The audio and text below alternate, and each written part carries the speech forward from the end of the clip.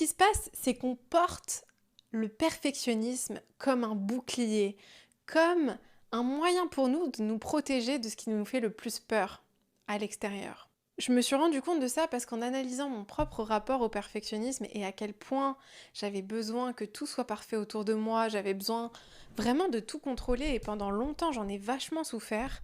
J'arrivais pas à passer à l'action, j'arrivais pas à me mettre en mouvement si tout n'était pas parfait, si je maîtrisais pas tout. Euh, et je me suis rendu compte à un moment donné à quel point ça me freinait dans mon quotidien. Ça m'empêchait d'oser agir, d'oser agir de manière désordonnée, d'oser agir sans que ce soit parfait. Et en fait, finalement, ça m'empêchait d'obtenir les résultats que je voulais. Parce que la vérité, c'est que personne ne sait ce qu'il fait. Personne n'a la recette parfaite pour atteindre tous ses objectifs. Personne n'est en mesure aujourd'hui de créer une formule du succès qui est impossible à démonter.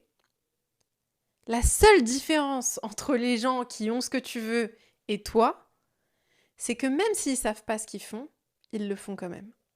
Ils passent quand même à l'action. Et c'est vraiment une conversation que j'ai eue avec moi-même et qui a été difficile à avaler, où je me suis dit, mais Mariam, t'as rien de plus ou de moins que les gens qui ont ce que tu veux avoir.